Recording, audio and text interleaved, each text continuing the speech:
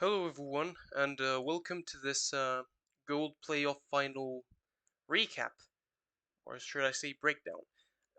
So today we're watching the final that where we saw Beer Monkey's Rat team, Demons Dirty Delights, face up against Saimar's Kislev team, Northern Bearded Frogos. This was a replay from last final where Saimar took it. Evidently, as we can see the report, this one was won by Beer Monkey, but let's take a look at how it goes.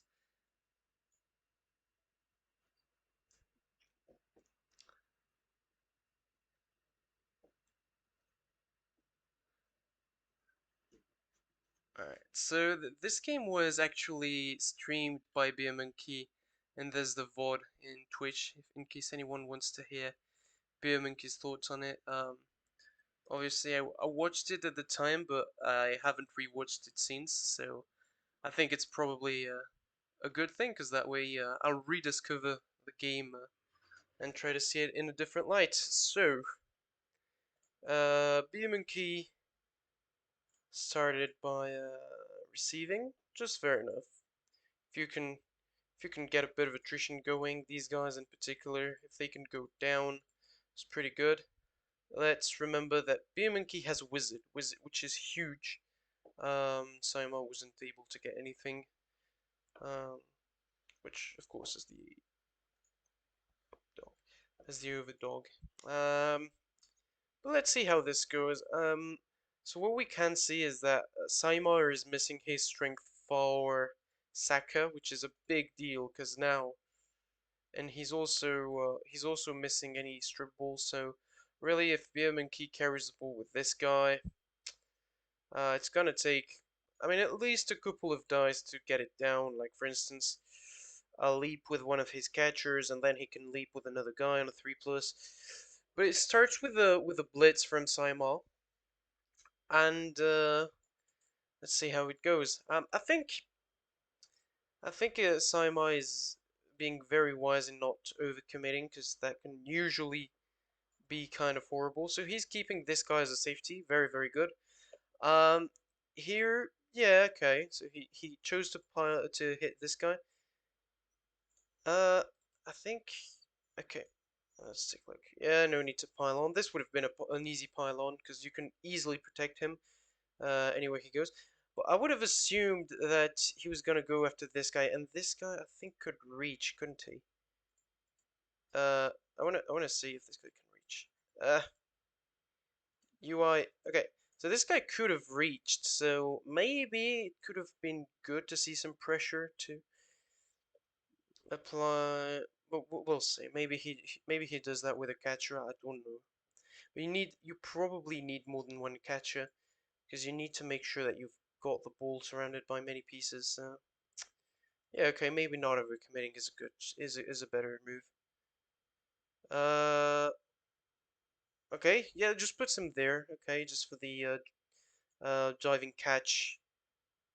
Oh, okay, yeah, he does commit to it. Yeah, fair enough. 1 in 9s. That's very unfortunate for Simon, actually.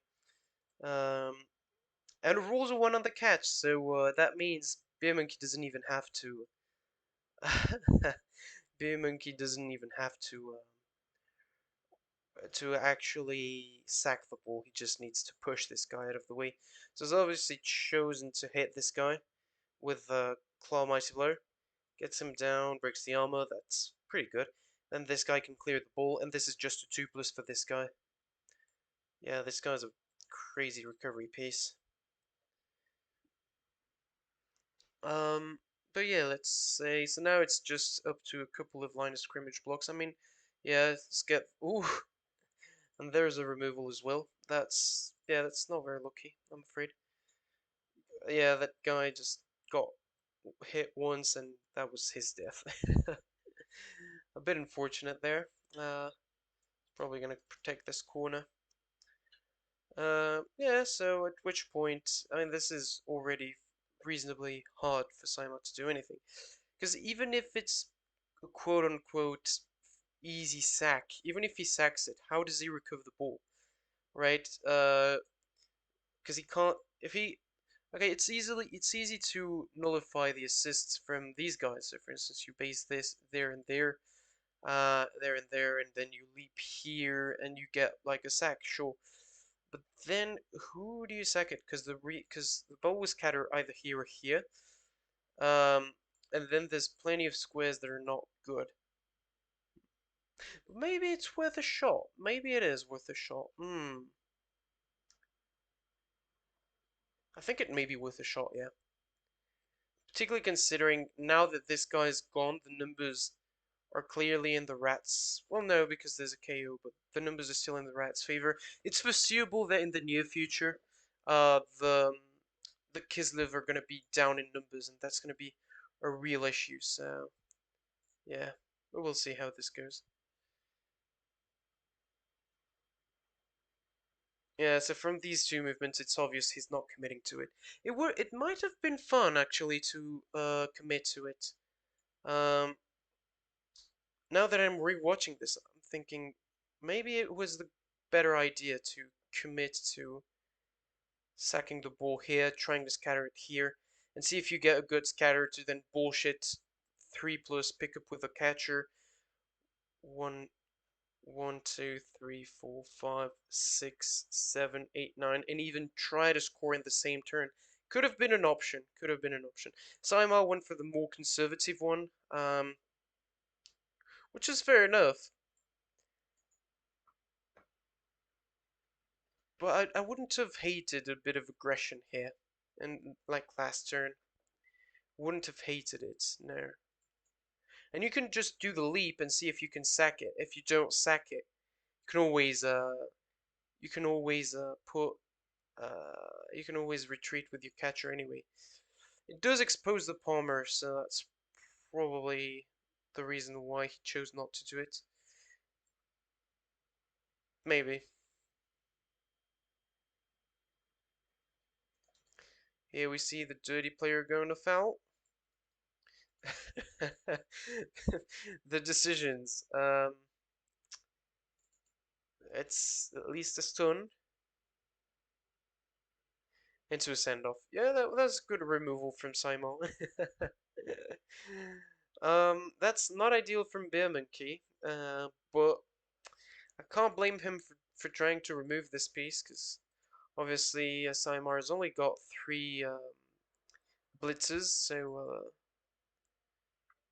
the less blitzers he gets, the worse it is for him.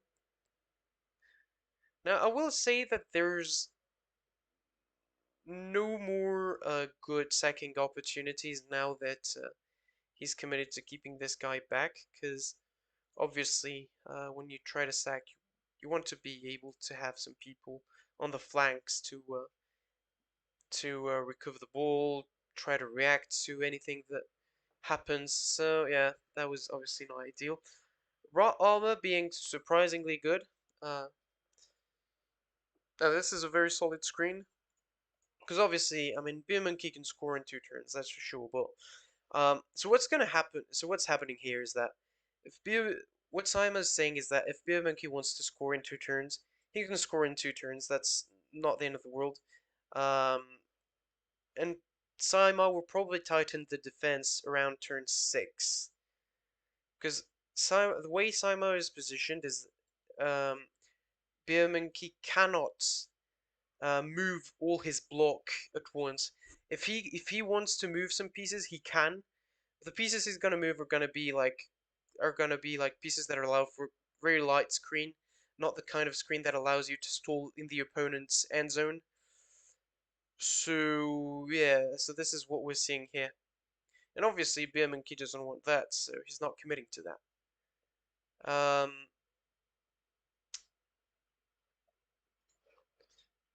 Now we're seeing a lot more pressure from Saima. Saima obviously trying to pressure Biermanke to score quickly, rather than pressure him to lose the ball. I think that's his plan. Pressure him to score quickly, because obviously it's Cave and you have to assume that they're going to score always. The question is, when do they score? He's trying to get the removals as well. Not ideal. I think you probably leave him where he is, right? That doesn't really matter. Well, you can put the guard here, yeah. So it's probably better.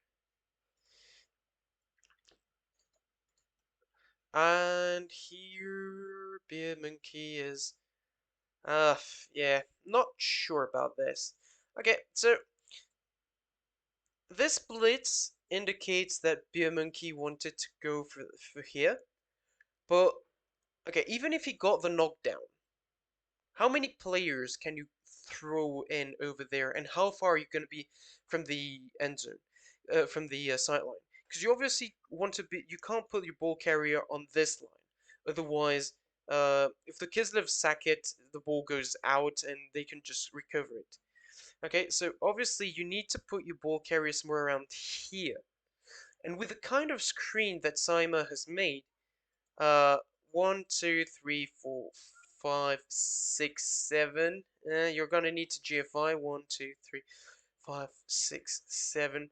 Okay, you're gonna need to GFI this guy right here. 1, 2, 3, 4, 5, 6, 7, 8, 9. It's very difficult to even make a next cage around here, and it requires that you GFI a lot for that, which is not safe at all, even if you do knock this guy out. So definitely not a good move. What I can see as a good move here, though, is that you put someone here, then you blitz this guy. Boom, get him out of there. Get those blitzer out of there. Boom. Uh, then you can probably. Okay, so you blitz this. You can actually. Yeah, I think there's a chain push here to be had.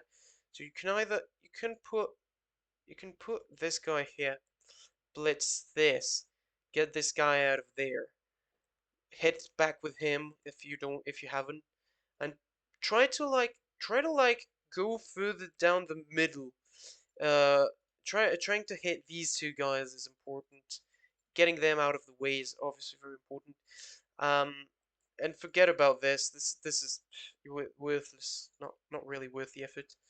Um, so that's why I'm not sure about this blitz. Really not sure. I think I think you wanted. I think you were cool. Saying down there like Saimo hasn't been aggressively um aiming for a sack because otherwise he'd be putting pieces at the flanks. So I think it's good to just like try to push back these guys and try to reform down the middle. Don't close your own zone of control. Because obviously if you make a map of the zones that are currently controlled by both teams, as it is, Saima has control over everything that's over here, so he's control about this. Biomanki barely has control over this. Which is not ideal, so this blitz would allow him to regain control over this part of the pitch, and, that gives him more options for the turns to come, because it's obviously turn 4, but at turn 4 you need to start thinking of a plan to score, and this wasn't, in my opinion, the best plan for that. Maybe I'm just wrong, I don't know, but yeah. Makic easier. I am holding the ball. Very interesting. Instead, yeah, there's a blitz, and in order to be safe, you need to not do anything. Take the post down. That's okay. Yes, so you haven't moved anywhere, and if anything, you're in a lot more of pressure than you were last turn. So yeah, it's not exactly ideal. I think before I think yeah, it's a bit of a shame that Saima hadn't put like a catcher somewhere around here. Really would have made heaps of difference. Because now this was a no-brainer cage dive, in my opinion. Trying to recover the ball and then run away with it. But, yeah, it's a bit of a shame. Very conservative placement from Saima. But he is slowly but surely making sure that he controls more parts of the pitch. So that's the part where Biermanke's blitz was not ideal. He wanted to come here to deny Saima control over this part of the pitch, which he doesn't have now. And now Biermanke has even less control on the pitch. If you take a look at the parts that he controls, he obviously controls this. That's all I see, is that he's lacking control on the pitch. He's obviously going to have to come back and try to regain some control of at least this and try to maybe reverse. Because the thing is, if you're in the middle, it's very hard to make a screen that covers literally everything, you know? Uh, it becomes very hard to make a screen that covers everything. So that's when you usually see gaps, and that's why agility teams usually rely so much on reverse maneuvering. Um, yeah, very far back. Um, if I was Saima, I would probably start thinking of a sack next turn or something like that. But obviously he kept the tackle pieces a bit too far away. So I would probably set up for a bit of a. I would send someone here, blitz this guy, and prepare for a kind of sack next turn. Oh, that's a very conservative placement. Okay, and which indicates that he is not going to attempt any sack anytime soon. Bit of a shame because I really think he had a really good shot at it. Or maybe he just keeps this guy to try to get the sack. I would have probably done it the other way around. Kept this guy as a safety. Doesn't even need to be this deep, to be honest. Because so I think this is a bit of an issue with the safety because 1, 2, 3, 4, 5, 6, 7, 8, 9. Biomonkey next turn will not get further away than this line, for instance. So if you keep, for instance, this guy somewhere or this guy just somewhere around here, and this guy you put him a little bit forward to threaten to at least try to sack next turn. I think you can be a lot more dangerous. Obviously, does a good job tagging these guys. Yeah, probably it's probably better to keep a catcher somewhere where he can react in case you do manage to sack the ball. But this guy can try to sack the ball next turn, or he's just gonna base. Oh, piling on. Oh, hmm. Not sure about that pylon, to be honest. Because now you've opened yourself to a gap here, which isn't ideal. And I really think that, this guy was a better safety somewhere around here, and that this guy, you wanted him kind of somewhere here, chilling somewhere around here, to try to sack the ball next turn. You know what I mean? I mean, he's obviously got jump up, but he can now get mass based and mass market. Hmm. I think he would have applied a lot more pressure if he was on his feet, to be honest. Oh, Beer Monkey getting a nice and juicy hit. So yeah, that gives Beer Monkey the opportunity to reform his cage somewhere around there. I mean, arguably this pylon was probably to protect his one of his best pieces from getting blitzed, but yeah, I think I would have been more conservative with this pylon. Probably kept him around here. Because now, see, if he was around here, be able to get an easy sack attempt on this, right? It really does make a difference. Yeah. Oh, the safety, that's why I meant that the safety was better here last turn, because uh, you can just Beer Monkey was not going to move his ball and his players further away than this line, so probably this guy was better here. And now if you really want him as a deep safety, you can move him back because now 1, 2, 3, 4, 5, 6, 7, 8, 9.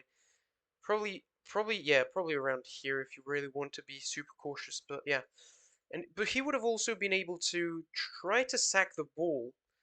So he had two potential sackers, this guy and this guy. Obviously, this is just 3+ into a 2 dice with Rackle, so it's not that bad. Um, a catcher somewhere around here would have also been good, because that way, if you do get the sack attempt like here, you can just try to pick it up with someone around here and then hand it off to him. That's my take on it. I would have probably set up for the sack attempt last turn. Um, there's proper setting up to do, and I think it could have been so much more powerful if it had been done last turn. But maybe I'm just wrong. Maybe I'm just wrong. Uh, So let's see how it goes. Yeah, that's okay. Okay. So he is going for this guy. Okay, so he's just thinking of applying pressure, which he is applying a lot of pressure. But in the grand scheme of things, we're not going to see Beer Monkey lose like in one turn. If Beer Monkey loses, he's going to lose on several turns. Um, but I think this is a good moment to point out how that this is some really good positioning when it comes to pressure. Because obviously Bear Monkey wants to be moving somewhere around here. This guy was necessary to deal with him because diving tackle, obviously you have to deal with that. And now that this has been done, he can just move around here. Um, yeah, just move around here, but he's only got like one easy, one easy defensive player. The rest like this is caught up in a hard 3+, 1, 2, 3, 5, 6, 7, and he won't get very far. This is easy. Uh, this is 1, 2, 3, 4, 5, 6, 7. This is reasonably hard as well. Dodge coming in handy for all the dodges, so that's very good. This guy as well. This is where Bear Monkey gets fairly lucky because currently the ball is not safe at all. And the ball just becomes safe after a 5+ dodge. Because, of course, this really did save Beer Monkey's butt. And now the ball is super hard to sack after the 6+ dodge and after a 3+, 2+2+, that, well, a 3+, 5+, 3+, 2+2+. None of them without requiring a reroll. But yeah. If anything, I will say that this is probably not. I never recommend keeping someone near to the sidelines, just because if it gets sacked, there's always the chance that it goes to the crowd and that the crowd fucks you up. But yeah, Saima setting up for a proper sack attempt with this guy, which is why he's been there for this long. Um, the sack is good. 1 in 9. That definitely works. Now, Bearman Kick was fairly lucky that it didn't scatter into the crowd and somewhere around here, because if it had scattered into the crowd and it had gone somewhere around here, it was a fairly easy one for Saima to actually try to steal the ball and at least give scoring a shot. um, but yeah, Birmingham got fairly lucky last turn because he was in a lot of trouble, and Saima had really not even been using um that much pressure from his Kislev bullshit, because Kislev had so many more options to sack the ball that I believe that it was fairly easy for Saima to apply more pressure, try to force the score a little bit early by setting up for a cage dive. I think I think it's a bit disappointing to see Kislev not doing any type of cage diving. But yeah, in any attempt, Biominki gets this. I'm surprised that Saima didn't try the bullshit pass above the heads of the rats, because this was a reasonably straightforward. This was reasonably straightforward for Biominki to score. Um, and now this is when things get interesting. So I would reckon that Simon needs to one turn touchdown right now. He's got the players for it with move Nate. But he needs to be really careful because his offense is not going to be easy at all. He's currently getting out removed by rats, which is never a good place to be. Um, so yeah, at this point he probably really wants to be getting a rat removal. I would assume. Yeah, not sure about this setup to be honest. Not very sure about this setup to prevent a one-turn touchdown, there's a lot better to do in terms of setups, even if it does expose some of your good players, right? But yeah, it's reasonably straightforward. Even and to be fair, the funny thing is, even if you don't have you don't even need to use your blitz to actually do this, but because obviously you've got this guy. I would have probably put the frenzy here, because then you can hit this guy, boom, and then boom, which means that when eventually the sidestepper is around here or around here, that gives you an extra pushing option if you'd pout this guy. But yeah, so obviously, Saima was very unlucky with that rock. It's still doable because I mean, you can still generate a chain push by pushing this guy over here and then over there. So essentially, you can start by setting up this one, putting him here, and then you can try to fill up these two gaps. Uh, Try to push him here, boom, here, then pushing him here, here, here. Uh, Funnily enough, it usually helps more to do the one-turners, the reverse order, in my opinion. Because you know where you're gonna need some pushes better, but maybe it's just me. Because obviously you need to generate pushes with this now. Now that you've used up this option. Yep. So Simon making that 2 dies. Well, why does it make him 3 dies? That was guard. So I don't think this was particularly necessary. Would have kept this guy to fill in this gap. But anyway, yeah. So he's gonna do it the way I just said. Uh, yeah, needs. That's unlucky. That's very unlucky. Very unlucky. Yeah, and Saima has not been rolling very well. At least when he needs to get some dice, he's not getting them, unfortunately. Um, and this is a shame because Beer Monkey really should have set up properly to prevent the one-turn touchdown. Um, and now here comes the interesting moment, the second drive. I think at this point in time, I would try to two-turn with this Kislev team, and it's important to understand why I would try to two-turn. I think Kislev's are better in defense than they are in offense. Birmingham's team is not particularly built up to counter the Kislev bullshit. It's more of a agility team facing bash teams, kind of thing. So instead of setting up for like a conservative one, because obviously this is a setup to try to make the full 8 turn stall and grind it out all the way till turn 16. I would have tried to two turn. Turn 16, Beer Monkey still has the natural one turner. He can bullshit his way out of this, even if you do the full 8 turn stall.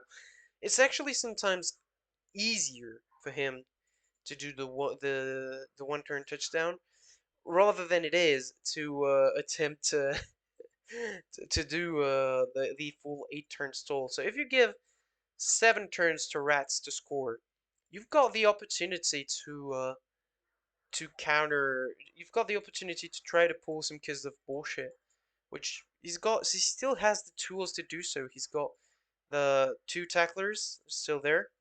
He's got the 2 catchers, and he's got the agility 4 guard.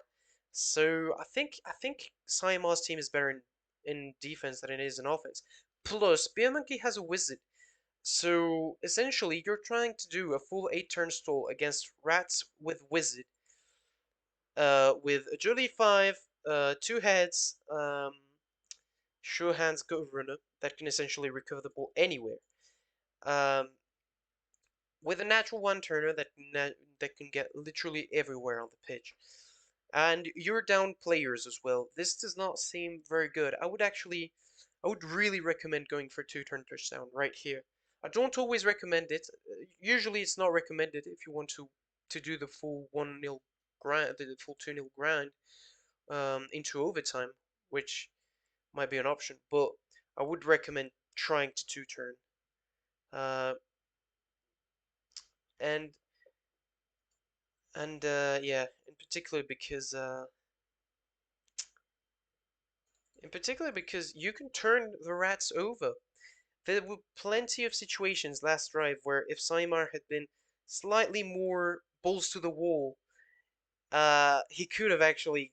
I believe if he had the right dice, there were some situations where he was more than capable of turning over the rats. Um, but yeah, that's my opinion. Nothing more, nothing less. So yeah, with that block, yep, you probably want to go slightly further back. Yes. All right. And obviously, if you do the full two-turn stall, um, the two-turn touchdown, it's obviously important when you're facing wizard to have one guy and another guy that can recover the ball in case he gets bolted. You know. So this is definitely a really good thing to see. Good thing to see. Um, maybe yeah.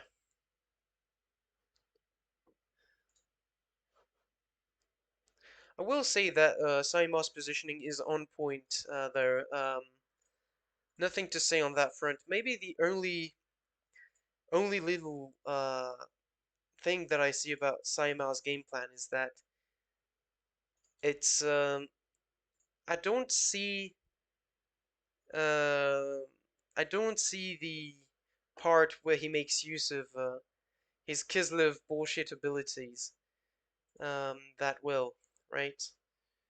And there's also a part where I just don't see this going into turn 16 with Saimar having the ball and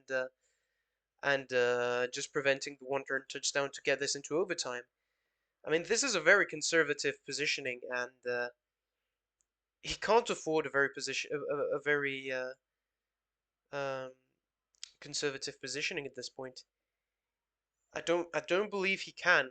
He's down players. He's also facing some bullshit rats, so you need to counter bullshit with bullshit. It's like fire with fire. And what we saw during the first drive was that Saimar's team was a lot more comfortable on defense than it was on offense, wasn't it? So here we can see that Biermunk is already setting up for lightning bolt maybe next turn. Uh, Biermunk is probably going to try to bolt this next turn. This guy is a clear indicator, so that's why I thought it was important that that Saima tried to set up for something because it's very likely with the players that Biermonkey has that the bolt will work. He'll recover the ball, get it out of there, make a bullshit pass, score, easy. Um, and now and this is and plus Biermonkey's pretty good at doing the setup that kind of stops Saima from advancing with the ball safely. So obviously this is not going to be the plan. I don't think so.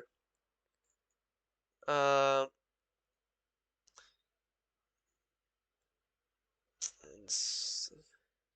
well, yeah, let's see what we see.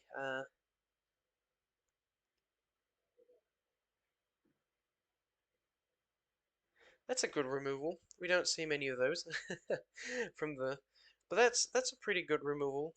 Maybe it may be tempting at this point to think that it's good to stall it out, but I don't agree. The wizard is still there, and there's just so many things that can go wrong. So he's finally setting up for it. He's finally setting up to score maybe next turn. Yes, he is. But now this is an easy wizard. This is an easy wizard. In particular, yeah. In particular, like I said, this guy's not surrounded, so there's only a handful of scatters that work for him. Let's remind ourselves that this is a horrible scatter for him. This is kind of a bad scatter as well, because this guy can just go there anyway.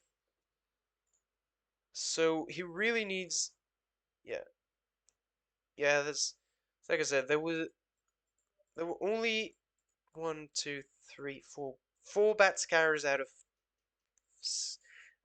8. So This is not a safe move. And now he just needs to blitz this guy. Boom, recover the ball. Boom. Make a pass or arguably just set up for a cage somewhere around here. His tackle pieces are too far away to be relevant the next turn. Well, no, they're not too far away. What am I saying? They're right there and right there. So they're in the right position. But if this guy manages to run out of this guy's, oh yeah, Monkey. This guy's currently be reached by two tackle pieces. Do make sure to check where they can go. Like getting this guy just one square there would have been a little bit better, like a lot better, because this guy can't reach, so he's only left with this option. And obviously, you can try to cover it up. Just a couple of 3+s and stuff. So that's good. Yeah, like this whole part of the screen could have stayed the same. But this guy being here would have made heaps of difference. Uh, yeah, cause I mean it makes it kind of harder for Saima to get there, right? This guy can't reach. This guy can reach, but it requires a lot. This guy can't, wouldn't even be able to get close. So just one more square, and this guy was all good. Probably required an extra GFI there. Can't remember. Let's take a look if it did. Uh, 1, 2, 3, 4, 5, 6, 7, 8, 9, 10, 11. Yeah, he only did one GFI though, so that's yep, probably worth doing the two GFIs to make sure that the ball is slightly safer. Maybe worth planning. Maybe maybe this is better. Maybe this is better. Okay, I will give this one to BMNK because if you roll a 1, then you're kind of screwed, right? Although if you do not roll a 1, it does mean that Saimar is kind of in a bad position. But no, I will give this one to BMNK. I'm not being fair. I need to admit that I was wrong. Uh, Probably. It's hard to say if you were wrong or not with stochastic games, but probably. I was probably wrong, yeah. Yeah. Saima gets really unlucky right there, which, yeah.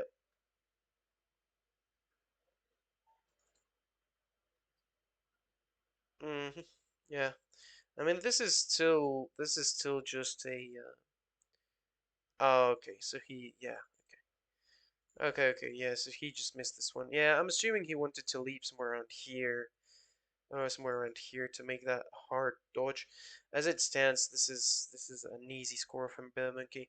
And once you go 2-0 up uh, on turn 12, it's essentially game. Very hard for Simon to come back from this.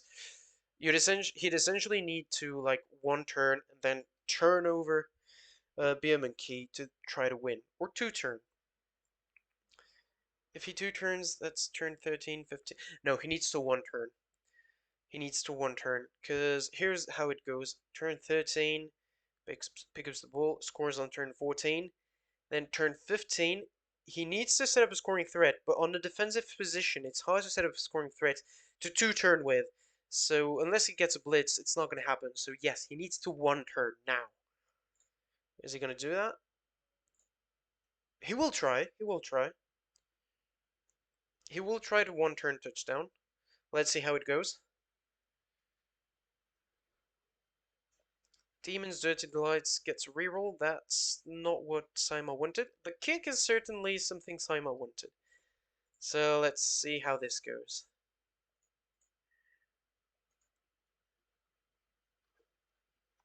I like Bierman's defense, by the way, other than for the fact that it's not an anti-one-turn touchdown. Because obviously, I think if Saima didn't one-turn touchdown, his chances of scoring were like literally virtually zero. His chances of actually getting back into the game were virtually zero. So yeah,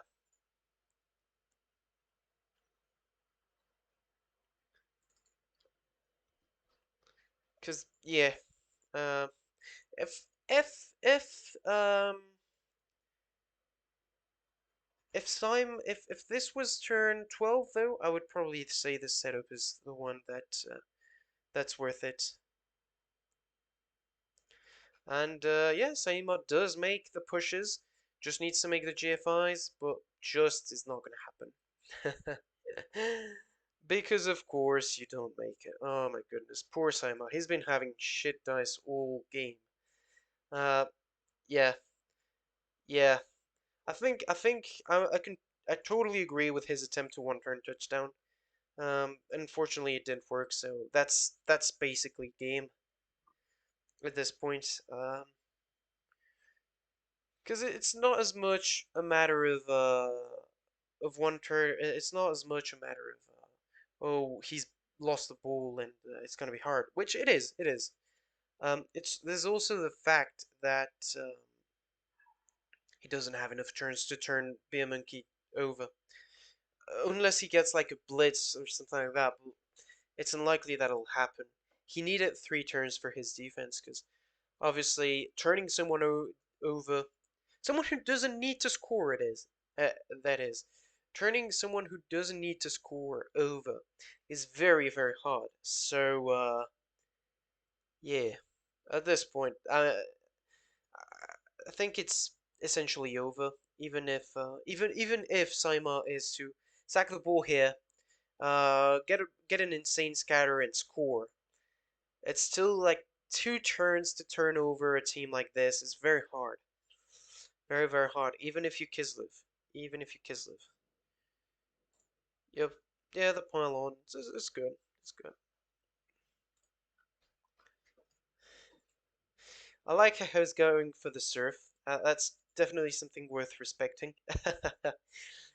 uh, Unfortunately, yeah, but Monkey does allow him to go for a surf, and he surfs the ball carrier. That's good. But the natural one turner still not dead. Everyone wants him dead. Uh,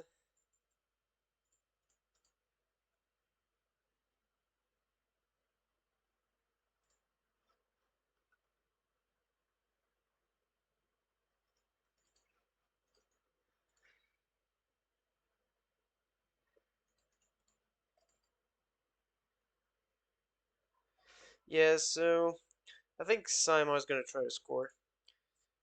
1, 2, 3. So three. So 3, 4, 5, 6, 7, 8, 9. Okay. 1, 2, 3, 4. So 4, 5, 6, 7, 8, 9, 10. Yeah, I it's okay. It's surprising that Saima didn't leap when he could have. Well, it's a 2+, so since Saima likes to leap all the time, he could have just leapt in there. And I mean, it's the same odds because it's a 2+ leap and then one GFI versus um double like 2 GFIs, right? Uh, but I find it curious that he ended up taking taking up taking up the the double GFI instead of the leap GFI, since he usually likes to leap a lot when he can. Nothing really. It doesn't really matter because it's the same odds, obviously. But yeah, I just find it curious to point out. So yeah, I mean, Bierman can just one turn touchdown with his ridiculous movement 10 go runner. I think it's actually easier for his team to one turn touchdown than it is to actually do a full 7 turn grindy stall, which is why I would actually recommend uh I would have recommended for Saima to try the 2 turn touchdown and like set up scoring threats on turn 9, even if most of the time it's not what I recommend. Oh, goodness me. That's, yeah, I mean, yeah. But Sama just didn't get the dice anyway, so, I mean, with these dice, I think nobody can really do much about it. So, let's see if Beer Monkey makes the one-turn touchdown happen. Just hand it off to him. Oh, makes the pass, okay. Probably wanted to get some more SPP on this guy. Um, yep, makes the handoff, so now he just needs to move this guy out of the way, blitz this guy, or this guy. I mean, it's up to you, really, it doesn't matter. Yep. And now he's off to the races. Like I said, when you've got a team like this, it's easier to one-turn touchdown than it is to two-turn touch to do the full grindy 7 turn stall. Yep, just basing in case he fails, he snakes a GFR or something.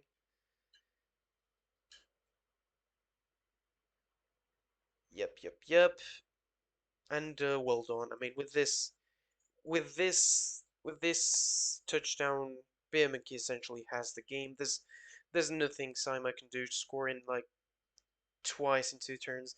I mean, if he one turns and then gets a blitz, there's a slight chance that he might win.